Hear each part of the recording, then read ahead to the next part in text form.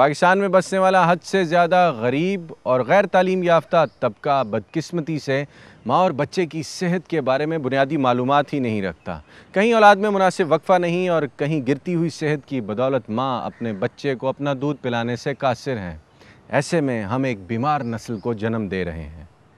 इस वक्त हम चंद ऐसी माँओं से मिलने जा रहे हैं जिन्हें उस वक्त तक हमल से रहना है जब तक उनके यहाँ बेटे की पैदाइश नहीं हो पाती। ऐसी माँओं को गुर्बत और बेरोज़गारी की वजह से और बार बार हामला रहने की वजह से किन मुश्किलात और अज़ियतों का सामना करना पड़ रहा है। अगर आप हक़ाइक़ की तलाश में हैं तो सच के सफ़र में मेरे साथ रहिएगा। ज़चगी के दौरान हामला माँ को खुसूसी तवज्जो और मुनासिब तिब्बी सहूलियात की ज़रूरत हुआ करती है। तफसीलात बता रही हैं ढोग मुंशी रावलपिंडी में तैनात लेडी हेल्थ वर्कर बेगम खदीजा सुल्तान। सफाई होनी चाहिए, कमरा खुला होना चाहिए, गाड़ी का बंदोबस्त होना चाहिए और जगह जो है वो भी साफ़ सुथरी होनी चाहिए। जो हम लोग नाड़ू के लिए ब्लेड काटते हैं वो नया होना चाहिए और धागा जिससे बांधते हैं वो भी बिल्कुल नया होना चाहिए। डिलीवरी के दौरान सफाई का बहुत ज़्यादा ख्याल रखना चाहिए। जो दाई अगर कर रही है तो उसके नाखून वगैरह कटे हुए होने चाहिए। टीके लगे हुए, तो शंजन का टीके होते हैं जो 2 औरतों को लगते हैं, हिफाजती टीके। पाकिस्तान में बसने वाला 72.8% गरीब तबका औसतन 4 से 7 बच्चे पैदा करता है।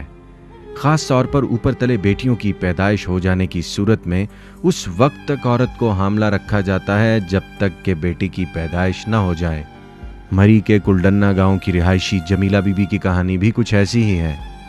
शादी किस उम्र में हुई थी? शादी 15 साल की थी। 3 बेटियां हैं? जी 3 बेटियां। फिर मियाँ साहब बेटे के लिए कहते हैं कि बेटा होना चाहिए। फिर दोबारा तीसरे महीने से मैं माँ बनने वाली। जब तक बेटा नहीं होगा आप बच्चे पैदा करती जाएंगी? बस।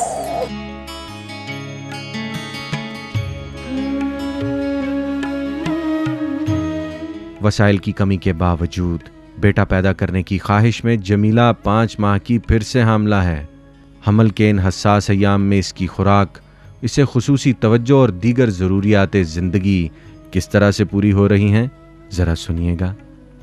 बस भाई गरीबी हैं, दूध वगैरह सेब वगैरह ये डॉक्टर कहते हैं ना ये खाओ, बस बच्चों का नहीं पूरा होता, क्या करें। हामला औरत को तो खुराक की भी अच्छी ज़रूरत है, आराम की ज़रूरत है। बेटे के हुसूल की खातिर वतन अजीज का कम पढ़ा लिखा तबका पीर फकीरों, मज़ारों, चढ़ावों और तावीज़ गंडों पर ना सिर्फ यकीन रखता है बल्कि बाज़ औक़ात हामला माँ को भी किसी आसेब के ज़ेरे असर करार दे दिया जाता है। हाय इस दफ़ा बेटा नहीं होया तो यह होएगा, इस दफ़ा ये हुआ तो ये होगा, फलाना के पास चले जाओ जी वो तावीज़ देगा बेटा होगा। ये कुछ ऐसी बातें जो है ना।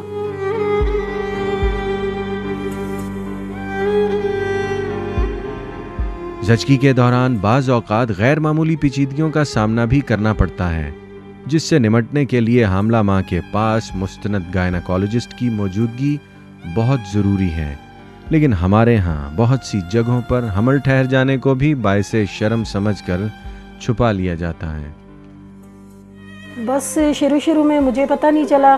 मेरा जो बड़ा बेटा है वो 3 महीने तक मैंने किसी को बताया भी नहीं है, ना किसी से मशवरा लिया है। यानी आप माँ बनने वाली हो गई, आपने किसी को नहीं बताया? क्यों? बस शर्म के मारे। मैं बोला पता नहीं क्या होता है क्या नहीं। पहली बार थी ना, पता नहीं चला ना। उसके बाद कितना पढ़ी हुई हैं आप? मैं 2-3 जमातें ही पढ़ी हुई। मेरा यही मसला था कि मुझे समझ नहीं आई और मैंने वक्फा नहीं किया। उसके बाद मैं बहुत परेशान रहती थी। लेकिन आपको किसी ने बताया नहीं, अवेयरनेस नहीं थी कि बच्चों के दरमियान गैप होना चाहिए? या वो बताती थी, उस वक्त बताती थी जब पानी सर से गुजर जाता था, उस वक्त मैं भी शेयर करती थी।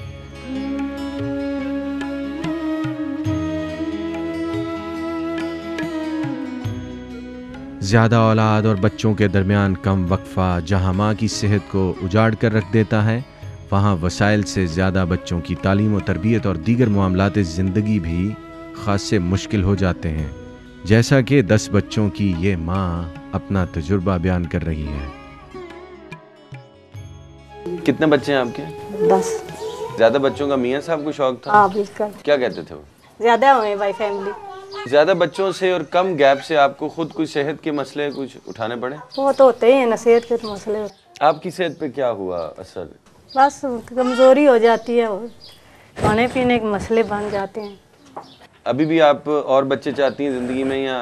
बस वो तो कहते हैं नहीं हो फिर देखो आगे बस रात दिन एक जैसी होती है, बच्चों की ज़्यादा होने तक ये परेशानी होती है, खाने पीने की परेशानी होती है।